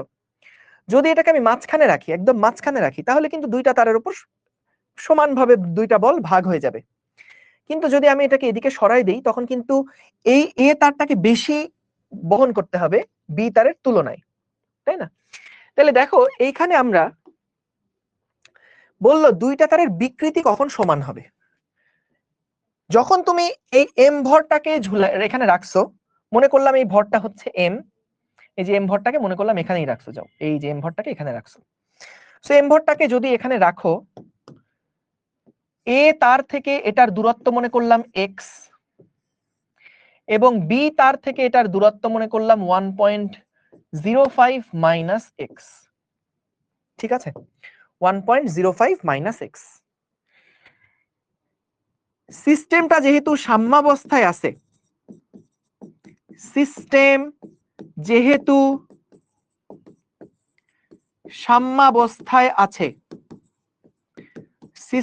যেহেতু সাম্যাবস্থায় আছে, তাহলে ভাইয়া বলতো এর উপরে প্রযুক্ত যে নেট ফোর্স সেটাও হবে 0, এবং প্রযুক্ত যে নেট টর্ক সেটাও কি হবে? 0 হবে। বস্তু যদি সাম্যাবস্থায় থাকে, একদম স্থির হয়ে আছে, তাহলে কিন্তু নেট ফোর্স তো শূন্য এবং এর উপরে বাহ্যিক টর্কও কিন্তু শূন্য। সো যদি এরকম হয় তার নেট বল শূন্য কিন্তু একটা টর্ক কাজ করছে, তাহলে কিন্তু বস্তুটা ঘুরতে থাকবে। কিন্তু এখানে কি বস্তু ঘুরছে? না। বস্তু কি গতিশীল? না। সো এই কারণে এফ নেটও শূন্য, টাউ নেটও কিন্তু শূন্য। এখন আমরা যদি এই বস্তুটার উপরে টোটাল যে পরিমাণ টান বল কাজ করছে, দেখো এ তার কিন্তু এই বস্তুটাকে উপরের দিকে একটা টি এ পরিমাণ বল দিচ্ছে, এবং বি তার কিন্তু এই বস্তুটার উপরে একটা টিবি পরিমাণ বল দিচ্ছে। তুমি খেয়াল করো এই দুইটা বল কার উপরে কাজ করছে? টিএ এবং টিবি কার উপরে কাজ করছে? এটা কাজ করছে এই রডটার উপরে। এই রডটার উপরে কিন্তু টিএ এবং টিবি বলটা কাজ করছে, ঠিক আছে? এবং এমজি বলটা কার উপর কাজ করছে? এমজি বলটা কাজ করছে কিন্তু এর উপরে, এই পয়েন্টে এমজি বলটা কাজ করছে।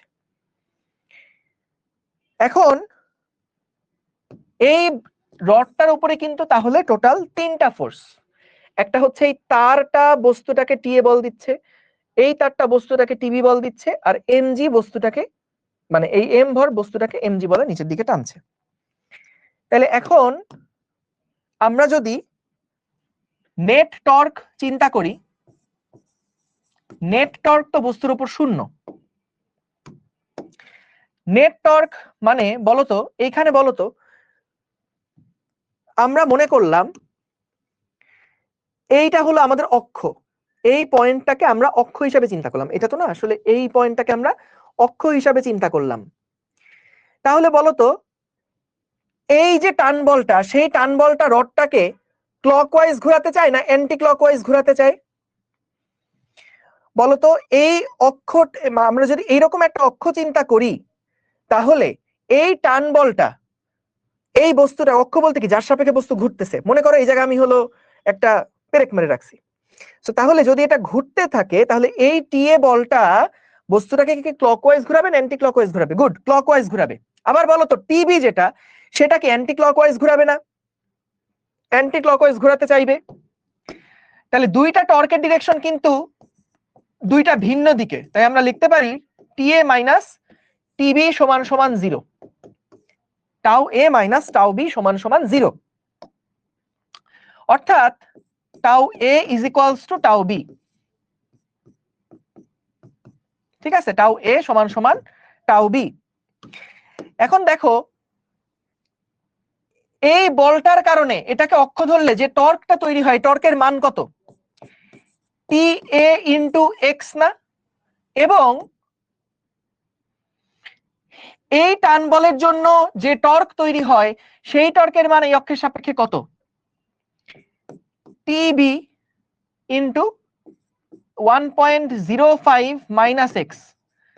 খেয়াল করো টর্ক কিন্তু আমাদের ওই যে এফ ক্রস আর বা আর ক্রস এফ, তো আমাদের এখানে ব্যাসার্ধ ভেক্টর যেটা আর প্রযুক্ত বল যেটা পরস্পর 90 ডিগ্রি কোণ করে আছে, তো সাইন 90 এর মান কত?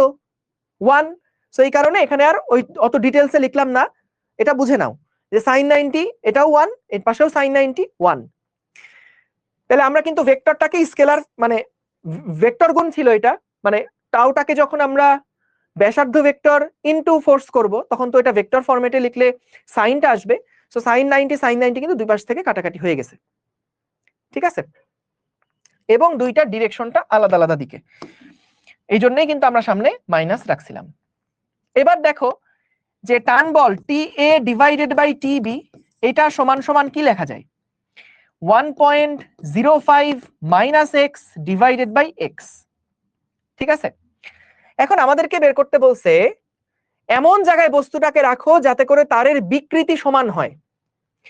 বলতো তারের বিকৃতি সমান করতে হলে, বিকৃতি সমান করতে হলে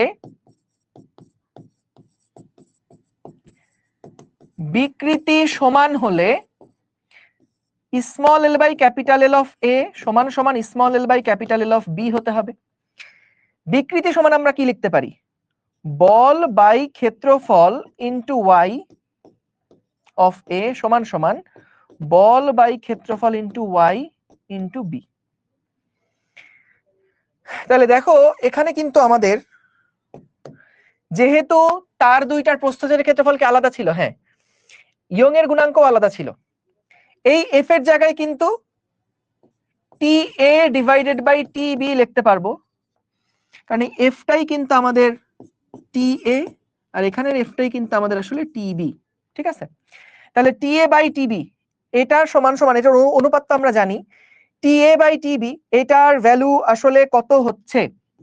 area of A divided by area of B সমান সমান সরি ইনটু ইয়ং এর গুণাঙ্ক এ ডিভাইডেড বাই ইয়ং এর গুণাঙ্ক অফ বি। তাহলে দেখো টি এ বাই টি বি মানে হচ্ছে 1.05 minus X divided by X সমান সমান এরিয়া অফ এ কত ছিল? প্রথম তারের প্রস্থচ্ছেদের ক্ষেত্রফল ছিল 1, দ্বিতীয় তারের প্রস্থচ্ছেদের ক্ষেত্রফল ছিল 2 মিলিমিটার স্কয়ার, যেহেতু এটা কাটাকাটি হয়ে গেল 10⁻⁻6 কাটাকাটি হয়ে গেল, into Y A by Y B, Y A এর মান হচ্ছে 2, এটা 7, তাহলে 2/7। তাহলে এখান থেকে আমরা কিন্তু x এর মান কত বের করে ফেলতে পারবো, x এর মান কত বের করে ফেলতে পারবো।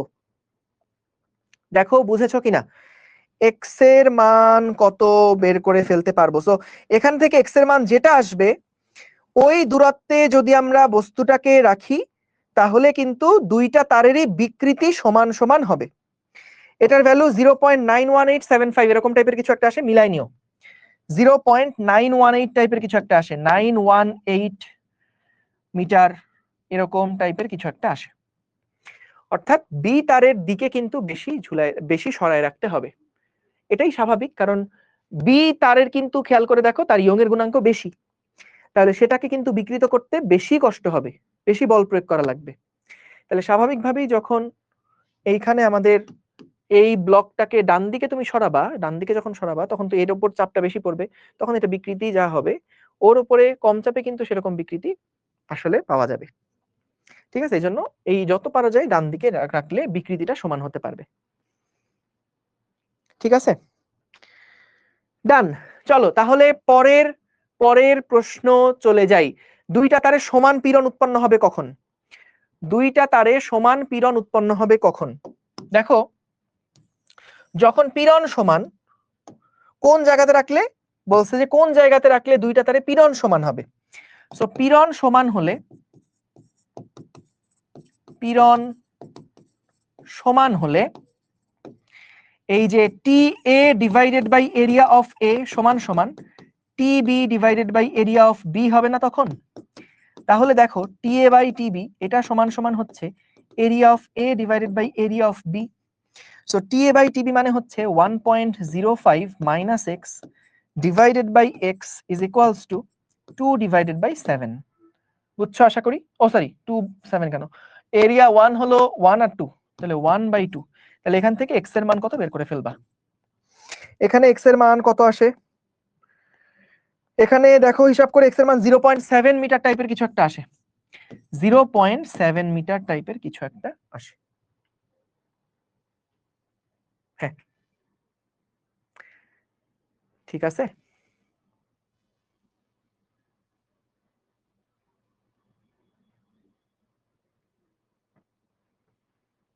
এটা কিন্তু সুন্দর একটা প্রবলেম। ওকে, সো তাইলে দেখো আমরা এখানে এই এম ভরের ব্লকটাকে এমন একটা জায়গায় এখানে আমরা প্লেস করব যাতে করে দুইটা প্রশ্ন, একটা হচ্ছে যদি পীড়ন সমান রাখতে হয় তার মানে তো f1/a1 f2/a2 এটা সমান হইতে হবে। এখন দেখো দুইটা তারের মধ্যে কোনটার এরিয়া বড়? এটার এরিয়া বড় না, অর্থাৎ এটা মোটা তার, এটার তার মোটা। তাহলে যদি সমান পীড়ন তৈরি করতে চাও, পীড়ন মানে তো f/a, তাহলে যার এরিয়া বেশি তার উপরে প্রযুক্ত বলটাও বেশি তাকে নেওয়া লাগবে না, তার উপরে প্রযুক্ত বলটা বেশি নেওয়া লাগবে। তো তাহলে কিন্তু এই ব্লকটাকে যত এইদিকে সরাবা তত কিন্তু এই বলটা বেশি হতে হবে। সো এটা যত বেশি হবে তত, যেহেতু এরিয়া বড় তাহলে f/a দুইটাই বড়, তাহলে অনুপাত যা হবে এটা এখান থেকে ভরটা দূরে থাকার কারণে এই তারের উপর f কম হবে, আর ওর এরিয়াও যেহেতু কম, সো অনুপাত এটারও যা এটারও তা সেম হবে। তার মানে এটাও কিন্তু রিজনেবল একটা রেজাল্ট যে হ্যাঁ এর থেকে অনেক দূরে থাকবে, বি এর কাছাকাছি থাকবে।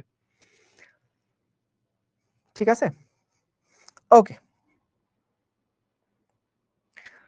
ডান ডান ডান ডান। অফলাইনে ইয়াতে না অফলাইনে ফার্মগেটে না, মোহাম্মদপুরে পড়ে খালি, সেকেন্ড ইয়ার শুরু হয়ে গেছে, আরেকটা ব্যাচ শুরু করবো ইনশাল্লাহ ঈদের পরে। ডান।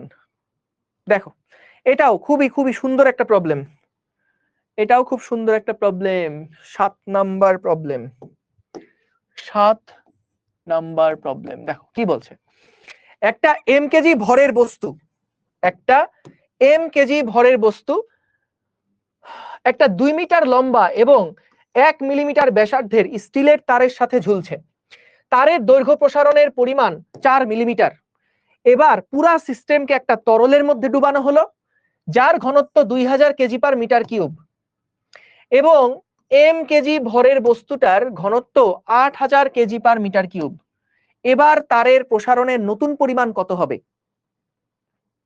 সো আমাদের দুইটা বস্তুর ঘনত্ব দেওয়া আছে, যেই বস্তুটা তারের সাথে ঝুলাইছি সেই বস্তুর ঘনত্ব দেওয়া, এবং যখন আমরা ওই পুরা সিস্টেমটাকে তরলের মধ্যে নিয়ে যাব সেই তরলের ঘনত্বটাও আমাদের দেওয়া আছে। আমাদেরকে বের করতে বলছে যখন সিস্টেমটাকে আমরা তরলের মধ্যে নিয়ে যাব তখন তারের প্রসারণের নতুন পরিমাণ কত হবে, তারের প্রসারণের নতুন পরিমাণ তখন কত হবে। সো খেয়াল করো, প্রথম প্রশ্ন আমরা আগে দেখি যে আচ্ছা প্রসারণের পরিমাণ দেওয়া আছে 4 মিলিমিটার, ভেরি গুড।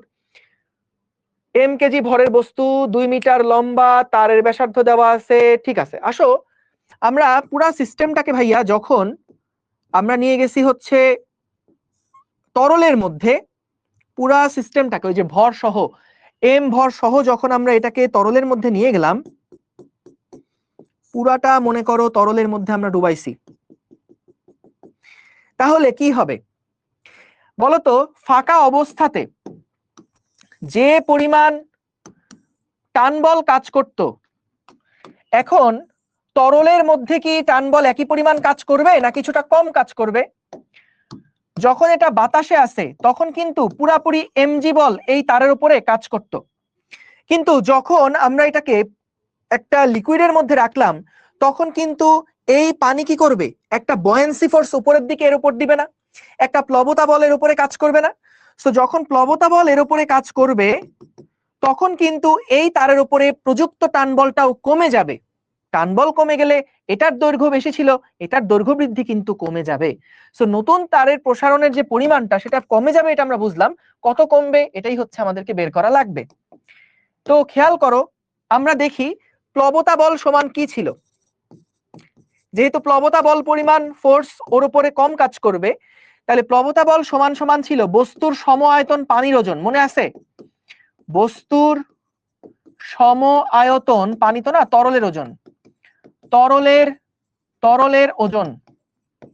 যেহেতু সম্পূর্ণ বস্তুটাকে আমরা নিমজ্জিত করেছিলাম, তাহলে দেখো সম্পূর্ণ বস্তুর যে আয়তন সেই আয়তনটা মনে করলাম ভি, এবং এই ভি কে যদি আমরা রো দিয়ে গুণ দেই, রো ওয়াটার দিয়ে গুণ দেই, তাহলে কিন্তু আমরা সম আয়তন পানির ভর পেলাম, আর জি দিয়ে গুণ করলে আমরা সম আয়তন পানির ওজন পেলাম বা সম আয়তন তরলের ওজন পেলাম। এটা ওয়াটার না, লিকুইড দিলাম, liquid. So V rho L g এটা হচ্ছে বস্তুর সম আয়তন তরলের ওজন। বুঝছো আশা করি, যে যখন আমরা তরলের মধ্যে বস্তুটাকে ডুবাই রাখলাম তখন কিন্তু বস্তুর উপরে যে প্লবতা বলটা কাজ করবে, উপরের দিকে যে প্লবতা বল কাজ করবে সে প্লবতা বল সমান ছিল বস্তুর সম আয়তন তরলের ওজন। তাহলে বস্তুর আয়তন ভি, তাহলে আমরা জানি ঘনত্ব সমান সমান কি এম বাই ভি না? তো যার ঘনত্ব তার ভর কিন্তু বের হয়, যার ঘনত্ব এটা, যেমন এম সমান সমান রো ভি। সো এখানে তুমি যার ঘনত্বকে আয়তন দিয়ে গুণ করবা, এখানে কিন্তু সেই আয়তনের বস্তুর ভর বের হবে। তাহলে আমরা এখানে যেটা লিখলাম, দেখো বস্তুর সমায়তন হচ্ছে ভি, তাহলে বস্তুর সমায়তন জুড়ে যদি তরল থাকে সেই তরলের ভর কত? এম সমান রো ইন্টু ভি। তাহলে এখানে যেহেতু তরলের ভর বের করছি তাই তরলের ঘনত্ব দিয়ে গুণ দিব, এটা হলো তরলের ভর ইন্টু জি, মানে তরলের ওজন আমরা পেয়ে গেলাম। তাহলে এই পরিমাণ বল ভাইয়া কোন দিকে কাজ করবে? তাহলে বস্তুর উপরে পানিতে তরলে নেট বল কত? তরলে এফ নেট কত কাজ করবে? mg minus V rho L g. বলতো বস্তুর ভর তো দেওয়া নাই, কিন্তু বস্তুর ঘনত্ব দেওয়া আছে, অবজেক্টের ঘনত্ব দেওয়া আছে। ভালো কথা। তাহলে আমরা দেখি এখান থেকে বস্তুর যে আয়তনটা, বস্তুর যে আয়তন সেই আয়তন এর সাথে আমরা রো অফ অবজেক্ট কত ছিল? বস্তুর ঘনত্ব ছিল 8000 আর এর ঘনত্ব ছিল 2000 ইন্টু হচ্ছে জি। আচ্ছা, এখন ঝামেলা হচ্ছে, দেখো আমাদের প্রশ্নের মধ্যে কিন্তু এই বস্তুর একটা ভর দেওয়া আছে এম, বস্তুর ভরটা প্রশ্নের মধ্যে দেওয়া আছে, কিন্তু বস্তুর ভরটা দেওয়া আছে হচ্ছে এম, আমাদেরকে বস্তুর আয়তন দেওয়া আছে নাই। তো যেহেতু বস্তুর আয়তন দেওয়া নাই, আমাদের এখানে কিন্তু চেষ্টা করতে হবে এই ভিটাকে সরানোর। কেন ভিটাকে সরাবো দেখো, বুঝছো কিনা? যেই প্রশ্নে, যেই ডেটাটা আমাদের প্রশ্নে কোথাও দেওয়া নাই, সেই ডেটাটা কিন্তু আমি ম্যাথের মধ্যে চেষ্টা করবো সবসময় সরাতে। এটা কখনো রাখা যাবে না, অ্যান্সারে তো রাখা যাবেই না। এবং আমাদের ক্লু হচ্ছে সবসময় মনে রাখবা, যখন স্টেপ ভুলে যাবা এরপরে কোন স্টেপ খেয়াল রাখবা সবসময়, যেই ভ্যালুটা আমরা ধরে নিছি প্রশ্ন সলভ করার জন্য, যে ভ্যালুটা ধরে নিছি এট দ্য এন্ড কিন্তু আমরা চেষ্টা করি সেই ভ্যালুটাকে, মানে সেই মানটাকে সরায় দেওয়ার। কারণ এটাকে না সরালে উত্তরে তো আমি আননোন একটা ভ্যালু রাখতে পারবো না কখনো, তাই না? তাহলে ভিটাকে সরাতে হবে। এখন ভি কিভাবে সরাবো? আমরা জানি বস্তুর কি দেওয়া, ভর দেওয়া।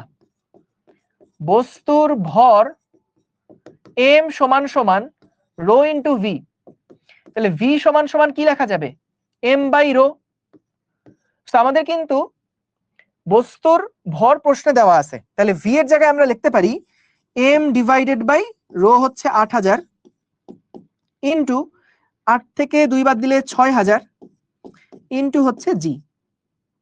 তাহলে দেখো আমাদের যেই এফ নেট, তার উপরে যে এফ নেট বলটা কাজ করছে সেটার মান হচ্ছে 6/8 মানে কত ভাইয়া? 3/4 নাকি? 3 দুগুণ, হ্যাঁ 3/4 mg। 3/4 mg এই পরিমাণ বল পানির মধ্যে বা তরলের মধ্যে এই পরিমাণ বল কাজ করবে। তাহলে খেয়াল করো আমরা কতটুকু দৈর্ঘ্য বৃদ্ধি পাবে তরলের মধ্যে, এটা যদি বের করতে চাই, F net into capital L divided by A into Y. বলতো যখন বাতাসে পুরা সিস্টেমটা ছিল তখন আমাদের বাতাসে কতখানি বল কাজ করত? বাতাসে বল কাজ করত mg into L divided by A into Y. বলতো এই জিনিসটাই কি আমাদের ওই 4 মিলিমিটার ছিল না? এই জিনিসটাই কি আমাদের 4 মিলিমিটার ছিল না? কিন্তু এখন কি আমাদের প্রযুক্ত বল আর mg আছে? না, এখন প্রযুক্ত বল খেয়াল করো 3/4 mg। তাহলে এখানে আমরা কিন্তু একটা 3/4 mg বসাবো। সো এই পুরা পার্টটা কিন্তু দেখো এই যে সবুজ কালি দিয়ে লিখছি, এটা আগের বাতাসে থাকার জন্য বাতাসে এমজি বল প্রয়োগ করলে যে পরিমাণ দৈর্ঘ্য বৃদ্ধি হতো এটা হচ্ছে সেটা। আর এর সাথে আমরা জাস্ট 3/4 যদি গুণ দিয়ে দেই, কারণ এখন আগের যে পরিমাণ বল দিতাম তার 3/4 অংশ বল বা 4 ভাগের 3 ভাগ বল এখন অ্যাপ্লাই করছি, তাহলে দৈর্ঘ্য বৃদ্ধি নতুনটা হবে কত? 3 মিলিমিটার। সো তরলে দৈর্ঘ্য বৃদ্ধি হবে 3 মিলিমিটার। দেখো ভাইয়া বুঝেছো কিনা? দেখো বুঝতে পেরেছো?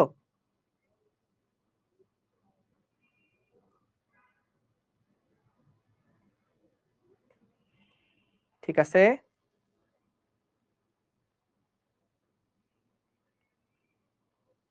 গুড।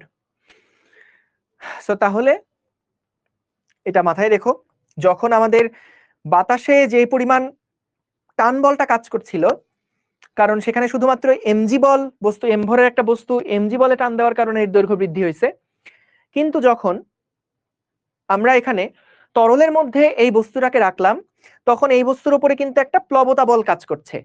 সো এটা যদি এরকম হয়, ধরো তুমি একটা স্কুল ব্যাগ কাঁধে নিয়ে আসো, তোমার কাঁধের উপরে যেই বলটা কাজ করবে, যদি তোমার কোনো বন্ধু পিছন থেকে এসে নিয়ে ব্যাগটাকে একটু আলগা করে ধরে, তখন কি এখানে চাপটা কম কাজ করবে না? টান বলটা একটু, মানে আমাদের কাঁধের উপরে তখন একটু কম পরিমাণ বল কাজ করবে না? তো এখানেও তাই, যে যখন উপরের দিকে প্লবতা বল কাজ করছে তখন কিন্তু এখানে টান একটু দৈর্ঘ্য বৃদ্ধি, যেটা সেই দৈর্ঘ্য বৃদ্ধিটা কিন্তু কমে যাবে। কতটুকু কমবে, কমে কত হবে, এটাই আমাদেরকে বের করতে হবে। তো আমরা যখন বাতাসে হিসাব করছি, বাতাসের ক্ষেত্রে কিন্তু দেখো এই যে পরিমাণ দৈর্ঘ্য বৃদ্ধিটা আমাদের দেওয়া আছে, বস্তুর উপর বল কাজ করছিল mg, দৈর্ঘ্য মনে করলাম ক্যাপিটাল এল, এ ইন্টু ওয়াই।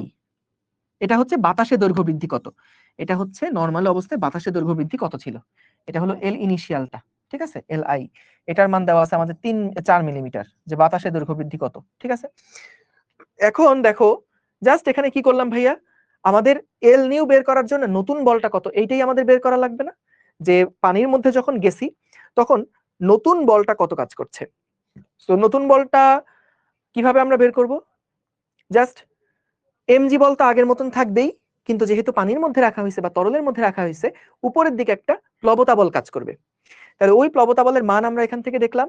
তারপরে এমজি থেকে, এমজি তো নিচের দিকে কাজ করছিল, এমজি নিচের দিকে, উপরের দিকে হচ্ছে বয়েন্সি ফোর্স, এদিকে হচ্ছে এমজি, তাহলে নেট ফোর্স কত?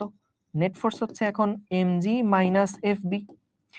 তাহলে এইটার মান কত সেটাই আমরা এখান থেকে বের করে দেখছি, এটা হিসাব নিকাশ করে বের করে দেখছি 3/4 mg। ব্যাস, এবার নতুন দৈর্ঘ্য বৃদ্ধি করার জন্য নতুন বলটা এখানে বসাবো। সো নতুন বলটা হচ্ছে 3/4 ইন্টু mg, কিন্তু আমাদের দেখো যে mg into capital L by এই যে অংশটা, এই যে মানটা, এই মানটা কি আমাদের আদি দৈর্ঘ্য বৃদ্ধিটা নির্দেশ করতো, বাতাসে 4 মিলিমিটার যখন দৈর্ঘ্য বৃদ্ধি ছিল সেটাকে নির্দেশ করতো। তাহলে ওই পরিমাণ দৈর্ঘ্য বৃদ্ধির 3/4%, 4/3 মানে 4 ভাগের 3 ভাগ হবে, তার মানে দৈর্ঘ্য বৃদ্ধি হয়ে যাবে 3 মিলিমিটার। ক্লিয়ার সবাই? দেখো বুঝেছো কিনা দেখো। এইবার এই প্রবলেমটা দেখো,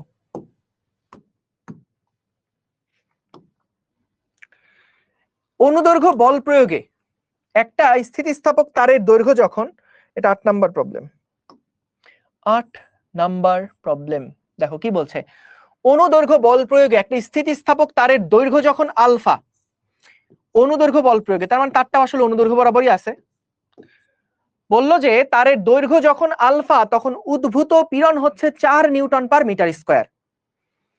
তারের দৈর্ঘ্য যখন বিটা তখন তারে উদ্ভূত পীড়ন হচ্ছে 5 নিউটন পার মিটার স্কয়ার। এখন বলো তো, দৈর্ঘ্য যত বৃদ্ধি পাবে পীড়ন তত বাড়বে। তো বিভিন্ন দৈর্ঘ্য বৃদ্ধিতে বা ফাইনাল লেন্থ গুলা দেওয়া আছে, কিন্তু দেখো এখানে বলছে তারের দৈর্ঘ্য যখন আলফা, এটা কিন্তু দৈর্ঘ্য বৃদ্ধি না, পুরা টোটাল দৈর্ঘ্যটা, অর্থাৎ ক্যাপিটাল এল প্লাস স্মল এল এটা সমান দেওয়া আছে আলফা। সো যখন আদি দৈর্ঘ্যটা আলফা বা যখন তারের দৈর্ঘ্য আলফা তখন উদ্ভূত পীড়ন হলো 4। যখন তারের দৈর্ঘ্য বিটা মানে দৈর্ঘ্য আরো বৃদ্ধি পেয়ে যখন বিটা হয়ে গেছে তখন উদ্ভূত পীড়ন 5। এখন আমাদের বলছে তারটাতে যখন 9 পীড়ন তৈরি হয় তখন এর দৈর্ঘ্য কত নির্ণয় করো, তখন এর দৈর্ঘ্য কত নির্ণয় করো। তাহলে ভাইয়া খেয়াল করো, মনে করলাম তারের আদি দৈর্ঘ্য, আদি দৈর্ঘ্য মনে করলাম ক্যাপিটাল এল। তাহলে আমরা যদি পীড়ন প্রথমটার ক্ষেত্রে লিখি, পীড়ন সমান সমান ইয়ং এর গুণাঙ্ক ইনটু দৈর্ঘ্য চেঞ্জ কত হয়েছে, 4 নিউটনের জন্য নতুন দৈর্ঘ্য হলো আলফা, তাহলে আলফা মাইনাস এল হচ্ছে আমাদের দৈর্ঘ্য বৃদ্ধি ডিভাইডেড বাই আদি দৈর্ঘ্য। কি লিখলাম এটা কি বুঝছো? দেখো দৈর্ঘ্য বৃদ্ধি মানে ফাইনাল দৈর্ঘ্য হচ্ছে, প্রথম ক্ষেত্রে ফাইনাল দৈর্ঘ্য হচ্ছে আলফা, তাহলে দৈর্ঘ্যের পরিবর্তন কত, দৈর্ঘ্যের পরিবর্তন কত, পরিবর্তন হচ্ছে আলফা মাইনাস এল না, এটা আমাদের সেই স্মল এল। তাহলে এটা গেল আমাদের কিন্তু প্রথম যেই সমীকরণটা সেটা, এটা গেল আমাদের প্রথম সমীকরণ। এবার আসো দ্বিতীয় ক্ষেত্রে কি বলছে, দ্বিতীয় ক্ষেত্রে বলছে যে আমাদের ফাইনাল দৈর্ঘ্য যেটা, দ্বিতীয় ক্ষেত্রে আমাদেরকে বলছে ফাইনাল দৈর্ঘ্য যেটা সেটা হচ্ছে বিটা, এবং দৈর্ঘ্যের পরিবর্তন হচ্ছে বিটা মাইনাস এল সমান সমান এই স্মল এল। তাহলে দ্বিতীয় ক্ষেত্রে পীড়ন কাজ করছিল 5 সমান সমান y into beta minus capital L divided by capital L. এই দুইটা ইনফরমেশন আমাদের দেওয়া আছে। এখন প্রশ্নে কি চাইছে, প্রশ্নে আমাদেরকে বলছে তারটাতে যখন 9 metre per second 9 newton per metre square পীড়ন উদ্ভূত হবে তখন তার দৈর্ঘ্য নির্ণয় করো। সো তখনকার দৈর্ঘ্য মনে করলাম gamma minus L by L. তাহলে আমাদের কিন্তু মূল টার্গেট হচ্ছে এই গামার মানটা কত সেই গামার মানটা বের করা। তাহলে বলো তো গামার মানটা বের করতে গেলে আমাদের কার কার মান জানা লাগবে, গামার মান বের করতে গেলে আমাদের ইয়ং এর গুণাঙ্ক জানা লাগবে এবং আমাদের এল এর মান কত জানতে হবে। তাহলে দুইটা সমীকরণ দেখো উপরে আছে এবং দুইটা আননোন, দেখো capital L unknown Y unknown, তাহলে দুইটা সমীকরণ সলভ করে এল এবং ওয়াই আমরা বের করব। এখন বলতে পারো ভাই আলফা বিটা এগুলো তো জানি না, কিন্তু এটা তো তোমার প্রশ্নে দেওয়া আছে, সো এটা তুমি জানো, এটা প্রশ্নে দেওয়া আছে যেহেতু এটা তুমি জানো, অর্থাৎ ওয়াই এর মান এবং এল এর মান দেখবা আলফা বিটার ফর্মে কিছু একটা আসবে। সো আমাদের মেইন টার্গেট এখন ওয়াই আর এল বের করে এর মধ্যে বসানো, তাইলে অঙ্ক হয়ে যাবে। রান, এবার এটা সলভ করো জাস্ট। তো সলভ করলে কি দিয়ে করা যায়, 2 নাম্বার ইকুয়েশনকে চলো 1 নাম্বার ইকুয়েশন দিয়ে যদি ভাগ দেই তাহলে কি আসে, 5 ডিভাইডেড বাই 4 সমান সমান ওয়াই ওয়াই কাটাকাটি হয়ে যাবে, তাহলে থাকবে beta minus capital L divided by alpha minus capital L. এখান থেকে আসছে 5 আলফা মাইনাস 5 এল সমান সমান 4 বিটা মাইনাস 4 এল, আর এল তাহলে এল সমান সমান আসছে 5 আলফা মাইনাস 4 বিটা। এই যে আমরা একটা এল এর মান পেয়ে গেলাম এখান থেকে, যেটা ডেফিনেটলি আমাদের এখানে হেল্প করবে। এবার দরকার y এর মানটা বের করা। সো y এর মান কেমনে বের করা যায়? চলো আমরা 2 নাম্বার ইকুয়েশনকে 1 নাম্বার থেকে 2 নাম্বার থেকে 1 নাম্বারকে বাদ দেই। তাহলে বাদ দিলে 2 নাম্বারকে 1 নাম্বার থেকে বাদ দিলে বাম পক্ষে আসবে 1 সমান সমান ডান পক্ষে y by capital L common নিলে আসছে 2 নাম্বার ইকুয়েশন থেকে 1 নাম্বার ইকুয়েশন বাদ দিচ্ছ, তাহলে বিটা মাইনাস আলফা থাকবে, খালি বিটা মাইনাস আলফা থাকবে, বিটা মাইনাস আলফা থাকবে। এগুলো নরমাল ক্যালকুলেশন। সো আমরা এখান থেকে y এর মানটা যেটা পাবো সেটা হচ্ছে l divided by beta minus alpha. l এর মান কত পাইছি আমরা? l এর মান কিন্তু দেখো, খেয়াল করো, l এর মান কত পাইছি? 5 alpha minus 4 beta, 5 alpha minus 4 beta divided by beta minus alpha. তাহলে এই যে দুইটা ভ্যালু আমরা পেলাম, এইবার আমাদের কাজ হচ্ছে এই দুইটা ভ্যালু নিয়ে এর মধ্যে বসানো, তাহলেই হয়ে যাবে। y এর মান পেয়েছি, l এর মানও পেয়েছি, এই দুইটা ভ্যালু নিয়ে এবার এখানে বসায় দাও। তাহলে 9 সমান সমান y এর মান হচ্ছে 5 alpha minus 4 beta divided by beta minus alpha into gamma minus capital L মানে হচ্ছে 5 alpha minus 4 beta, 5 alpha minus 4 beta. So ভাইয়া সব ডেটা জানো, এখান থেকে গামার মানটা বের করে ফেলবা।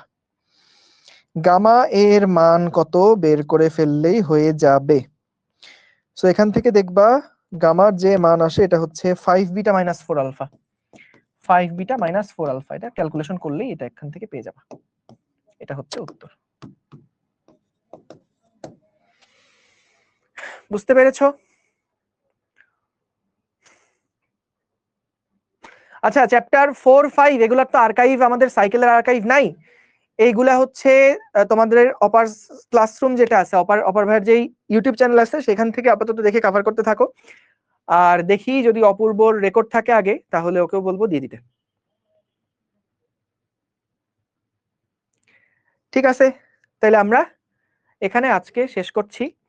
তোমাদের ঈদের মধ্যে একটা বড় বন্ধ পাচ্ছ, চেষ্টা করো এই বন্ধটা কাজে লাগাতে, কারণ আসলে এরকম বন্ধ কিন্তু সামনে আর পাবা না। কারণ এখন অনেকগুলো কলেজে ইয়ার ফাইনাল শেষ হয়েছে, এখন একটু রিল্যাক্স করার সময় আসছে, মানে পড়ার চাপটা একটু কম, বিশেষ করে পরীক্ষার চাপ কম। অনেকগুলো কলেজে আবার ঈদের পরেই পরীক্ষা শুরু হয়ে যাবে। যেইটাই হোক চেষ্টা করো আগের পড়া যেগুলা গ্যাপ আছে সেগুলা কভার করে ফেলতে। যাদের সামনে আরো পরীক্ষা বাকি আছে বা ইয়ার ফাইনালটা ঈদের পরে হবে, তাদের জন্য আরো ভালো, কারণ তোমরা তখন এই সময়টা পাচ্ছ। এই সময় যেহেতু আর কোনো ক্লাস টাস হচ্ছে না, এই সময়টাতে প্রিভিয়াস যে সমস্ত ক্লাসগুলো জমে আছে এইগুলা এক ধার থেকে করা শুরু করো। এবং সেকেন্ড ইয়ারটা শুরু করার সময় দেখবা যে হ্যাঁ, ফার্স্ট ইয়ারটা যখন ভালোভাবে শেষ হয়ে আছে বা তোমার সবগুলো চ্যাপ্টারে সবগুলো টপিক পড়া আছে, এই কনফিডেন্সটা যখন থাকবে না, তুমি দেখবা সেকেন্ড ইয়ারে মানে পড়াশোনার জন্য একটা মোটিভেশন পাচ্ছ। কিন্তু যদি এরকম হয় যে ভাই ফার্স্ট ইয়ারে অনেক গ্যাপ, আবার সেকেন্ড ইয়ারেও পড়া আগায় যাচ্ছে, তখন দেখবা যে দিক ঠিক খুঁজে পাচ্ছ না। তো এই কারণে সামনে 10-12 দিন মতন একটা ভালো ব্রেক পাচ্ছ, কিন্তু এই ব্রেকটাতে সময় যদি নষ্ট না করো তাইলে দেখবো ওই কনফিডেন্সটা চলে আসছে। সময় নষ্ট না করে রেগুলার থেকে পড়াশোনাটা করো, তুমি দেখবা 10-12 দিন পরে যখন আবার সব খুলে যাবে, কলেজ খুলুক বা আমাদের ক্লাসগুলো খুলে যাবে, তখন দেখবা তুমি আসলেই অনেক চেঞ্জ হয়ে গেছো, তোমার কনফিডেন্স লেভেলটাই অন্যরকম হয়ে যাবে। এবং তখন নিজের মধ্যে ওই যে একটা হীনমন্যতা থাকে না যে ইস আমি পিছায় আছি, এটা অনেকটা কাটায় উঠতে পারবা। তুমি দেখবা এক সপ্তাহ যদি আসলে ভালোভাবে রেগুলার টানা পড়ো না, তুমি দেখবা যে অনেক কিছু কিন্তু মানে নিজের মানসিক ভাবেই তুমি অনেক চাঙ্গা থাকতে পারবা। তো এটার জন্য চেষ্টা করো যে সময়টুকু এখন যে বন্ধটা পাচ্ছ, যে সময়টা এখন আছে, এই সময়টাকে একটু ভালোভাবে কাজে লাগাতে। ঠিক আছে না? আজকে ক্লাস অফ হয়ে গেল, আজকে ক্লাস অফ হয়ে গেল তোমাদের ইনশাল্লাহ এখন থেকে ছুটি, আজকে থেকে ছুটি। একবারে আমরা ঈদের পরে কবে খুলবো জানাই দেবো, তবে যেটা বললাম 15 থেকে 20 তারিখের মধ্যে ইনশাল্লাহ আমরা খুলবো। আর হচ্ছে তোমাদের অপূর্ব ভাইয়া এটা শেষ করে মানে ঈদের পরে যখন ক্লাস শুরু হবে তখনই ওই চ্যাপ্টারের বাকি অংশটুকু শেষ করে ফেলবে। ঠিক আছে, থ্যাংক ইউ সো মাচ, আসসালামু আলাইকুম, আল্লাহ হাফেজ।